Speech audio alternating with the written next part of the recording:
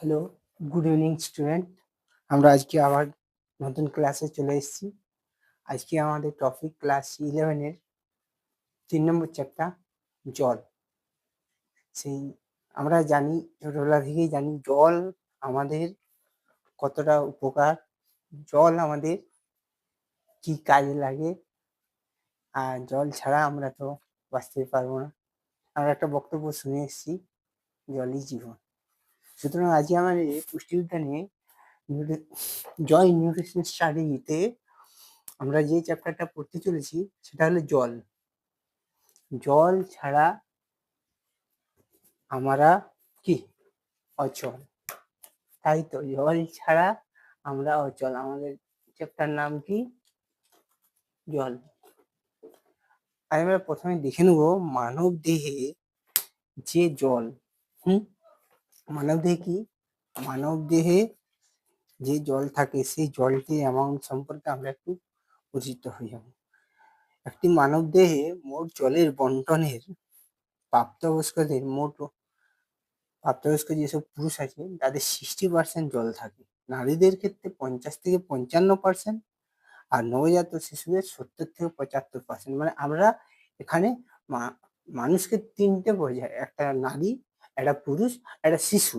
নারীদের ক্ষেত্রে 50 থেকে 55, শিশুদের ক্ষেত্রে 70 থেকে 75, আর একটা কি আছে আমাদের, সেটা হচ্ছে পুরুষ, মানে প্রাপ্তবয়স্ক পুরুষ, তাদের ক্ষেত্রে 60%। এই অ্যামাউন্টটাই জল থাকে তিনটি শ্রেণীর মানুষের মধ্যে। এবার কি এই জলগুলো কি হয় মানব দেহে, টাইপ ও টু টাইপ। একটা হচ্ছে ইন্টারসেলুলার ফ্লুইড, আর একটা হচ্ছে কি এক্সট্রা সেলুলার ফ্লুইড। ইন্টারসেলুলার ফ্লুইডের মধ্যে রয়েছে দেহের মোট যে জল, দেহের যে মোট জল, মানে ইন্টারসেলুলার ফ্লুইডের মধ্যে যে কোষের ভিতরে যে ইন্ট্রা, মানে ভিতরে, ইন্ট্রা কথার হলো ভিতরে, মানে ভিতরের যে জল, সেটা দেহের মোট জলের পরিমাণ 2/3 অংশ। সুতরাং 2/3 অংশ মানে কত হবে? আমি যদি 60% হিসেবে, এই যে 60% হিসেবে প্রাপ্তবয়স্কদের মধ্যে ধরি, তাহলে এই 60% হিসেবে আমি যদি এই হিসাবটা করি, তাহলে সেক্ষেত্রে আমাদের কি হবে, এই 60% হিসেবে যদি ধরা হয় সেক্ষেত্রে 2/3 অংশ জল হচ্ছে দেহের মোট ওজনে। তাহলে এখানে আমরা 2/3 অংশ যদি হয়, তাহলে আমাদের এখানে কি হবে, ম্যাথ ক্যালকুলেশন করলে কি হবে, 2/3 ইন্টু 60, তাহলে 60 যদি হয় 3 দুগুণে 6, তাহলে এখানে কত পার্সেন্ট হলো আমার 20, তাহলে 40। তাহলে আমরা 60% এর মধ্যে কত পার্সেন্ট জল? 40%। কোন জলটা? ইন্টারসেলুলার ফ্লুইডটা। ঠিক আছে, এবারে আসছি extra cellular fluid. Extra cellular ফ্লুইডের মধ্যে আমরা জানি যে 1/3 অংশ, 1/3, 1/3 অংশ। এই 1/3 অংশ যদি হয়, এই সেক্ষেত্রে আমাদের কত হবে, 60% যদি আমরা হিসাব করি, তাহলে 3 দুগুণে 6, 20%। That's clear. তাহলে এই জায়গা থেকে আমরা পরিষ্কার ভাষায় বুঝতে পারছি যে ইন্টারসেলুলার ফ্লুইড যেখানে 2/3 অংশ, তার মানে 40% জল। এক্সট্রা সেলুলার ফ্লুইড মানে যেখানে তোমার হচ্ছে বহিরাগত, সেখানে 20% জল। তাহলে এই 60% এর মধ্যে হলো 40% এখানে, 20% এখানে। ঠিক আছে, এবারে আসছি কি, আমাদের এখানে কি আছে, পটাশিয়াম, ম্যাগনেসিয়াম, ফসফেট। এই যে 40% যেটা রয়েছে, এখানে রয়েছে পটাশিয়াম, ম্যাগনেসিয়াম, ফসফেট, প্রোটিন এবং ইলেকট্রোলাইট। ক্লিয়ার। এবার নেক্সট যেটাতে আসছি সেটা হচ্ছে আমাদের কি আছে, সেটাতে আসে, সেখানেও কিন্তু সেখানে কে কে থাকে, সোডিয়াম, ক্লোরাইড, কার্বনেট ইত্যাদি, এগুলো সেখানে অবস্থান করছে। এবারে কি আছে, আমাদের ইন্টারসেলুলার ফ্লুইডের মধ্যে 75% হচ্ছে ইএসএফ, কোষের চারিপাশে জল, এবং plasma 20%, I mean ECF, extra cellular fluid. আর হচ্ছে আমাদের ট্রান্সসেলুলার ফ্লুইড মানে 5%, সেখানে সেরিব্রাল স্পাইনাল, যেটা স্পাইনাল ফ্লুইড বলছি আমরা, সেটা আছে। আর একটা হচ্ছে সেরিব্রাল স্পাইনাল ফ্লুইড, বা আমাদের যে সাইনোভিয়াল তরল, যেটা অস্থিসন্ধির দুটি অস্তুশ্রেণীর মধ্যবর্তী স্থানে অবস্থান করে। সেই সাইনোভিয়াল ফ্লুইড এবং ডাইজেস্টিভ সিস্টেমের মধ্যে যেসব উৎসেচকরণ হয় সেই সবের মধ্যে মধ্যবর্তী জল এগুলা হচ্ছে আমাদের এক্সট্রা সেলুলার ফ্লুইডের অন্তর্গত, মানে 1/3 অংশ। এগুলো হচ্ছে আমাদের ভিতরে অবস্থান করছে। এবং কি আমরা জানি দৈনিক দৈনিক একটু দাঁড়িয়ে যাও প্লিজ। হ্যাঁ, ঠিক আছে। নেক্সট আমরা দৈনিক যেসব আমরা কি করি, জল তো আমরা একটা অ্যামাউন্ট গ্রহণ করি। একজন প্রাপ্তবয়স্ক পুরুষ বা নারীর ক্ষেত্রে প্রত্যেকদিন আমাদের 2.5 থেকে 3 লিটার অবধি আমরা জল কিন্তু গ্রহণ করতে হবে। এবং কি এখানে আসছি কি উৎস কি, এখানে জল আমরা কোথা থেকে, পানীয় এবং অন্যান্য তরল। আমরা শুধুমাত্র জল খাচ্ছি বলেই কি জল আমাদের শরীরে ঢুকছে? আমরা যে ভাত খাই, খাদ্য খাই, ফল খাই, শাকসবজি খাই, এর মধ্যেও জল থাকে। তারপর তোমার যে খাবারটা মেটাবলিজম হচ্ছে বা মেটাবলিক ওয়াটার যাকে আমরা বলছি, সেখানেও কিন্তু একটা অক্সিডেশনের ফলে জল উৎপন্ন হয়। তোমরা পড়েছো ক্লাস 9-এ TCA চক্র পড়েছো, গ্লাইকোলাইসিস চক্র পড়েছো। সেই বিপাকে তোমরা দেখবে সেখানে কিন্তু শরীরে যে কিংবা তোমরা থার্ড সেমিস্টারে যখন পড়বে, এটা সেকেন্ড সেমিস্টার, থার্ড সেমিস্টারে তোমরা যখন পড়বে তখন তোমরা দেখতে পাবে যে ক্লিয়ার ভাবে জল আমাদের কি করছে, ওই যে আমি কি বললাম, ওই খাদ্য গ্রহণের মাধ্যমে জল ছাড়াও, মানে পানি এবং অন্যান্য তরল ছাড়াও, ফল শাক সবজি রান্না করা, মেটাবলিক ওয়াটার অক্সিডেশন, মানে ভিতরে কি আবিষ্কার বলে জল উৎপন্ন হয়, ঠিক আছে। এই রকম ঘটনাগুলো থেকে তাহলে আমরা প্রথমে পানীয় জলটা কত খাই, 1.2 থেকে 1.5 লিটার হয়ে থাকে। খাদ্য এবং ফল শাকসবজি রান্নার ফলে 0.8 থেকে 1 লিটার হয়ে থাকে। আর একটা হচ্ছে যেটা মেটাবলিক ওয়াটার বললাম, প্রায় 200 থেকে 300 মিলি। তাহলে স্বাভাবিক অবস্থায় এবারে আমরা পড়বো জলের ক্ষয়। আমরা যেমন জলটা ইনটেক করি, জলটাই সেরকম আমাদের ক্ষয়ও ঘটে। 1 প্রস্রাবের মাধ্যমে, মানে মূত্রের মাধ্যমে, 2 হচ্ছে ত্বকের মাধ্যমে, 3 হচ্ছে ফুসফুসীয়, যে আমরা নিঃশ্বাস প্রশ্বাস নিচ্ছি। এর ফলে কি হচ্ছে, এই যে তোমরা শীতের দিনে একটা অনুভব করবে, একটা কাঁচ নিয়ে বা তুমি যদি চশমা পরে সে একটু মুখটা ঢাকা হয়ে যায়, দেখবে চশমার উপর দিকে যদি ভাবটা চলে যায় আবছা লাগে। কেন বলে তো আমাদের যে মুখের মধ্যে যে জলীয় বাষ্প আমরা কথা বলছি, এখান থেকে জল বেরাচ্ছে। এই জলীয় বাষ্প কি হচ্ছে, কাঁচের মধ্যে ঢুকে যাচ্ছে। কাঁচের মধ্যে ঢুকে যাওয়ার ফলে আমাদের কি হয়, ওই জলীয় বাষ্পটা কাঁচটাকে আবছা করে দেয়। কিংবা কোনো কোনো ক্ষেত্রে দেখবে গাড়িতে, এগুলো তোমরা পরিষ্কার নিজের চোখে প্র্যাকটিক্যালি দেখতে পাবে, এই যে ফুসফুস সাহায্যে বা কথা বলার সাথে সাথে জলটা কিভাবে নির্গত হয়।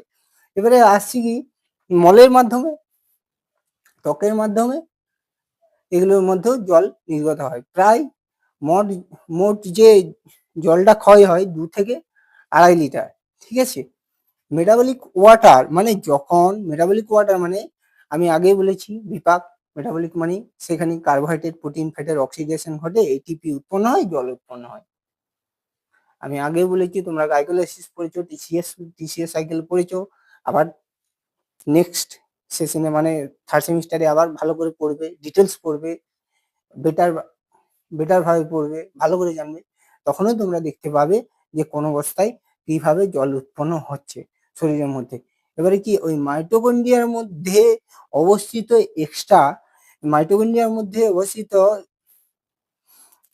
ইলেকট্রন যে ট্রান্সপোর্ট চেন থাকে, ইসিই, ইলেকট্রন ট্রান্সপোর্ট চেন, মানে ইটিসি, অক্সিজেনের চূড়ান্তে হচ্ছে ইলেকট্রন গ্রহণকারী হিসেবে কাজ করে।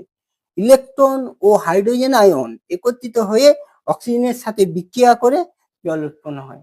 কি করে, ইলেকট্রন ও হাইড্রোজেন আয়ন একত্রিত হয়ে অক্সিজেনের সাথে বিক্রিয়া করে জল উৎপন্ন করে। তাহলে এইখানে আর এই সম্পর্কিত আর কোনো আমার এখানে বলার নেই। নেক্সট আসছি, যেটা আমরা এখানে কার্বোহাইড্রেট প্রোটিন ফ্যাট বলেছি না, তাহলে আমাদেরকে জেনে নিতে হবে 1 গ্রাম কার্বোহাইড্রেট থেকে কত জল উৎপন্ন হয় অক্সিডেশনের ফলে। কত জল উৎপন্ন হয়? 0.6 গ্রাম। তাহলে এবারে এসছি চর্বির ক্ষেত্রে, ফ্যাটের ক্ষেত্রে 1 গ্রাম ফ্যাটের ক্ষেত্রে কত উৎপন্ন হয়? 1.07 গ্রাম। নেক্সট আসছি কি প্রোটিনের ক্ষেত্রে, 1 গ্রাম প্রোটিন থেকে কত উৎপন্ন হয়? 0.4 গ্রাম। তাহলে আমরা যেমন 1 গ্রাম কার্বোহাইড্রেট থেকে কত কেসিএল উৎপন্ন হয়, 1 গ্রাম ফ্যাট থেকে কত কেসিএল উৎপন্ন হয়, 1 গ্রাম প্রোটিন থেকে কত কেসিএল উৎপন্ন, সেটা যেমন জানি, আজকে আমরা জানলাম 1 গ্রাম কার্বোহাইড্রেটের অক্সিডেশনের ফলে কত জল উৎপন্ন হয়, 1 গ্রাম চর্বি বা ফ্যাটের অক্সিডেশনের ফলে কত জল উৎপন্ন হয়, প্রোটিনের অক্সিডেশনের ফলে কত জল উৎপন্ন হয়। 0.6, 1 থেকে 1.7 আর হচ্ছে একটা 0.4, ঠিক আছে। 1.07 এটা হচ্ছে তোমার ফ্যাট থেকে, আর একটা 0.4 এটা প্রোটিন থেকে। এবারে আসছি কি, আমরা জানি যে কোনো জিনিসে তুমি জানো কম হলেও খারাপ, বেশি হলেও খারাপ। তুমি সোশ্যাল মিডিয়ার যুগ, এখন আমরা সবাই সোশ্যাল মিডিয়াতে নেশা, সেখানে কি একটা নতুন কিছু একটা বেরিয়ে গেল যে সেই জিনিসটা নিয়ে তোমরা অ্যানালাইসিস করতে লেগে, কিন্তু সেটা নিয়ে তুমি অ্যানালিসিস করো জানো, কিন্তু সেটা যখন বেশি মাত্রায় চলে যাবে সেটা নেশাতে পরিণত হয়ে যাবে। আর নেশা তোমরা জানো স্বাস্থ্যের পক্ষে খুব ক্ষতিকারক বা হানিকারক। সুতরাং আমাদের এই জল, জল তুমি কম খেলেও সমস্যা আছে, বিভিন্ন রকমের ডাইজেস্টিভ সিস্টেমের সমস্যা দেখা যাবে। আর জল যদি তুমি বেশি খাও সেক্ষেত্রেও সমস্যা আছে। স্যার কেন? এখানে একটা কোশ্চেন আছে, কেন? এখানে এই যে জল অত্যাধিক মাত্রায় গ্রহণের ফলে ওয়াটার ইনটক্সিকেশন ঘটে। কি ঘটে? Water intoxication. কি ঘটে? ঠিক, ওয়াটার ইনটক্সিকেশন, ঠিক আছে। এর সাথে আমাদের শরীরে কি হয়, অতিরিক্ত মাত্রায় জল গ্রহণের ফলে আমাদের জানি কিডনি আমাদের কি জলকে ফিল্টার করে, শরীরে যা জল থাকে সেটা কিডনি পরিশুদ্ধ করে, তরল পদার্থকে পরিশুদ্ধ করে। সেই কিডনি কিন্তু কার্যক্ষমতা কমে যায়, 1 নম্বর। 2 নম্বরে আমাদের কি হতে পারে, ওই যে আমরা বিভিন্ন রকম জলের পুনঃশোষণ গুলো পড়েছি না, বৃত্তীয় নালিকায় এডিএইচ এর প্রভাব, যকৃতের ভূমিকা জলের পুনঃশোষণে, এডিএইচ, ওই যে এডিএইচ যে হরমোন, সেই হরমোনের অধিক ক্ষরণের ফলে জলের পুনঃশোষণ বৃদ্ধি পায়। এবারে আসছি আমাদের বিভিন্ন হাইপোটনিক দ্রবণের অতিরিক্ত মাত্রায়, মানে ডেক্সট্রোজ জাতীয় পানীয় ইত্যাদির কি হয়, গুলো শরীরের মধ্যে কি হয়, মানে স্টক অফ ওয়াটার হয়ে যায় এক ধরনের, যেটাকে অনেক সময় জলের রিটেনশন বৃদ্ধি পায়। এই জাতীয় সমস্যাগুলোর জন্য অনেক সময় অনেক রকম সমস্যা, ফোলা ভাব, ক্লান্তি, দুর্বলতা, মাথা ধরা, এই জাতীয় সমস্যাগুলো আসে। এবার আসছে কি, এইখানে আমরা যেসব লক্ষণগুলো দেখতে পাই এই ইনটক্সিকেশনের ফলে, সেগুলো হচ্ছে কি, খিঁচুনি, কোমা, মস্তিষ্কের চাপ, শেষ পর্যায়ে মৃত্যু পর্যন্ত হতে পারে, ফোলা ভাব আমি আগেও বললাম। আর হচ্ছে এই সময় ওই যে জল অতিরিক্ত মাত্রায় গ্রহণের ফলে মস্তিষ্কের কোষগুলি ফুলে ওঠে এবং কি বিশেষত স্নায়বিক উপসর্গ দেখা যায়। অতিরিক্ত জল হলে রক্তে সোডিয়ামের ঘনত্ব কমে যায়, তাহলে হাইপোনেট্রেমিয়া, তাই তো? হ্যাঁ, ঠিক বললাম? হাইপোনেট্রেমিয়া কেন বললাম বলো তো? সোডিয়াম, যখন আমি তোমরা যখন ওই সেকেন্ড চ্যাপ্টারে মিনারেলস পড়ছিলে, তাহলে সোডিয়াম আর্ধেকের, সোডিয়াম যদি কমে যায় তাহলে কি হাইপারনেট্রিমিয়া, বেড়ে গেলে হাইপারনেট্রিমিয়া, কমে গেলে হাইপোনেট্রিমিয়া। ক্লিয়ার? তাহলে এই যে বিষয়গুলো আমরা কিন্তু সোডিয়াম আগে পড়েছি, যে স্যার সোডিয়াম অত্যাধিক গ্রহণের ফলে কি হয়, হাইপারনেট্রিমিয়া, সোডিয়াম কম গ্রহণের ফলে কি হয়, হাইপোনেট্রিমিয়া, তাই তো? এই হচ্ছে আমাদের মোটামুটি জল সম্পর্কিত একটা ছোট্ট ধারণা। এইবারে আসছি কি, এই জল সম্পর্কিত বিষয়বস্তুগুলোকে নিয়ে আমরা বেশি ঘাটাঘাটি করব না, যেগুলো বললাম ওইটুকু পড়লেই হবে। আর গুটি কয়েক কোশ্চেন আজকে আমি আলোচনা করব, বেশি নয়। গুটি কয়েক সামথিং কোশ্চেন আমি আলোচনা করে দেবো, যেগুলো দরকার কি, যেমন এডিএইচ। এডিএইচ এর জলের পুনঃশোষণের ভূমিকা। এডিএইচ ক্ষরণের ফলে বৃক্ক নালিকায় জলের পুনঃশোষণ বৃদ্ধি পায়, ফলে এডিএইচ বৃক্ক নালিকায় অত্যাধিক ক্ষরণের ফলে জলের পুনঃশোষণটা বৃদ্ধি পায়। তার ফলে কি হচ্ছে,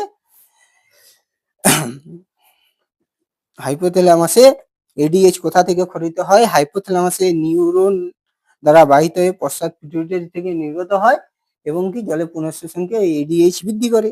তবে জলসাম্য কাকে বলে? জল গ্রহণ এবং বর্জন এর মধ্যে যে ব্যালেন্স, সেই ব্যালেন্সটাকে আমরা বলবো জলসাম্য। জলসাম্য দুই ধরনের হয়, একটা ঋণাত্মক জলসাম্য আর একটা ঋণাত্মক জলসাম্য, আরেকটা হচ্ছে ধনাত্মক জলসাম্য। দুই ধরনের জলসাম্য। এই জলসাম্য, ঋণাত্মক জলসাম্য বলতে আমরা কি বুঝি? বলছে দেহে গৃহীত জলের পরিমাণ যদি বর্জিত জলের পরিমাণের তুলনায়, ঋণাত্মক জলসাম্য বলছে দেহে, এই ধনাত্মক জলসাম্য বলছে কি, দেহে গৃহীত জলের পরিমাণ যদি বর্জিত জলের পরিমাণ অপেক্ষা বেশি হয়, মানে গ্রহণ করছে কম, বর্জন করছে বেশি, হ্যাঁ, সেক্ষেত্রে জলের পরিমাণ যদি, গৃহীত জলের পরিমাণ যদি বর্জিত জলের পরিমাণের থেকে কম হয়, সেটা হচ্ছে আমাদের ধনাত্মক। এই হ্যাঁ, সেটা আমাদের কি হয়, যদি পরিমাণ কম হয় সেটা ঋণাত্মক হবে, আর যদি বেশি হয় সেটা ধনাত্মক হবে।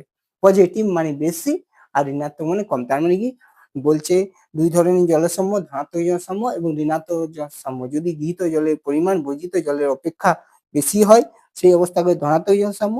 আর যদি বলে যে বর্জিত জলের পরিমাণ গৃহীত জলের অপেক্ষা এই গৃহীত জলের পরিমাণ অপেক্ষা বেশি হয়, সেটি হচ্ছে আমাদের ঋণাত্মক জলসাম্য।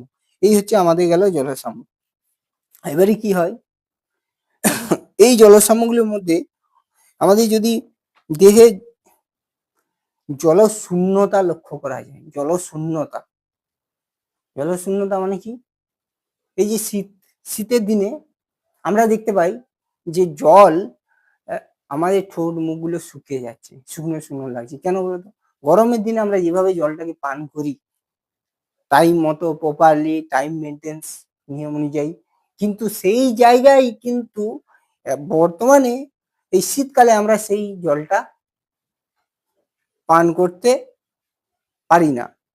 তার জন্য দেখবে আমাদের পিপাসা, রক্তচাপ, এই জলহীনতার কারণে পিপাসা, রক্তচাপ, মানে রক্তের চাপ কমে যাবে, ত্বক শুষ্ক হয়ে যাবে, মূত্র কম পরিমাণে হবে, বেশি কোষে দুর্বলতা আসবে, শুকনো লাগবে, এই জায়গায়। এরপরে আসছি কি, দেহের তাপমাত্রা নিয়ন্ত্রণে জলের ভূমিকা কি? দেহের তাপমাত্রা নিয়ন্ত্রণে জলের ভূমিকা, ত্বক এবং ফুসফুসে, আমি আগেও বললাম ফুসফুসের মাধ্যমে আমরা নিঃশ্বাস ছাড়ছি, সেই নিঃশ্বাসটা যখন ছাড়ছি, নিঃশ্বাসটার সাথে সাথে জলীয় বাষ্প বেরিয়ে যায়। জলীয় বাষ্প বেরিয়ে যাচ্ছে, আমি আগে বলেছি, বাষ্পীভবনে দেহের তাপমাত্রা কিন্তু কন্টিনিউ নিয়ন্ত্রিত হয়। তাহলে নেক্সট আসছি, এখানে বাহক হিসেবে কাজ করে কে? এখানে বাহক হিসেবে কাজ করে স্যার O2 এবং CO2, আমরা জানি অক্সিজেন এবং কার্বন ডাইঅক্সাইড। এখানে যে জলসাম্য বজায় রাখার জন্য কোন কোন হরমোনগুলো কাজ করছে? Pituitary, adrenal, thyroid and prostaglandin. আর এখানে জলসাম্য যে সক্রিয় স্নায়ুতন্ত্র, যে আমরা পড়ালাম যে মস্তিষ্কের কোষগুলি ফুলে ওঠে, আর হচ্ছে যেটা পড়ালাম ইনটক্সিকেশনে, যেটা পড়ালাম মস্তিষ্কের কোষগুলি ফুলে উঠে স্নায়বিক উপসর্গ, অর্থাৎ সেরিব্রাল ইডিমা যেটা বলছে, সেটি দেখা যায়। সেইগুলি, সেই যে সক্রিয় স্নায়ুতন্ত্র, সেইখানে জলসাম্য নিয়ন্ত্রণ করছে কে? হাইপোথ্যালামাস আর হাইপোথ্যালামাস ও ভেসোমোটর তন্ত্র। ঠিক আছে, এবার হচ্ছে কি, ওই যে জলাধিক, আমরা আগে বলেছি কি কি হতে পারে, সেগুলো আর একবার বলে দিচ্ছি। বলছি অধিক পরিমাণে জল গ্রহণের ফলে ভাব, মাথা ব্যথা, বিভ্রান্তি, তৃষ্ণা, পেশি খিঁচুনি, স্পন্দনের স্বাভাবিক অস্বাভাবিকতা এবং দেহের তাপ কমে গিয়ে এবং কি চেতনা লোপ পেয়ে মানে তার অজ্ঞান পর্যন্ত হয়ে যেতে পারে চেতনা লোপ পেয়ে। এবারে আসছি কি আমাদের ওআরএস, আমরা খাই ওআরএস, সেই ওআরএস এর কম্পোনেন্ট গুলো একটু বলে দেবো। গ্লুকোজ 20 গ্রাম, খাদ্য লবণ 3.5 গ্রাম, খাবার সোডা 2.5 গ্রাম, পটাশিয়াম ক্লোরাইড 1.5 গ্রাম, বিশুদ্ধ জলে পানীয় 1 লিটার। ক্লিয়ার? নেক্সট আসছি যে জলহীনতা, ডিহাইড্রেশন। তাহলে কি আমরা দীর্ঘদিন শুধু শুনে এসছি ওর ডিহাইড্রেশন হয়েছে স্যার, ওর এই হয়েছে ডিহাইড্রেশন শুনে এসছি, কিন্তু আমরা ডিহাইড্রেশন কোনোদিনও পড়িনি। তাহলে আজকে আমরা নিউট্রিশনের অন্তর্গত জল পড়তে যে ডিহাইড্রেশন কাকে বলে সেটা আমরা একটু জেনে নেব। ডিহাইড্রেশন হলো শরীরের থেকে যে পরিমাণ জল বেরিয়ে যায় কোনো কারণে, সেই জল যদি না গ্রহণ হয়, কোনো কারণে সেই জল যদি না গ্রহণ হয়, বেশি পরিমাণে বেরিয়ে যাচ্ছে, সেই তুলনায় কম পরিমাণে গ্রহণ হচ্ছে, হ্যাঁ, তখন শরীরে জলের অভাব দেখা যাচ্ছে। এই সময় শরীরে জলশূন্যতার সৃষ্টি হয়। এই যে জলশূন্যতার সৃষ্টিকে একে বলছে ডিহাইড্রেশন। একে কি বলছে? ডিহাইড্রেশন।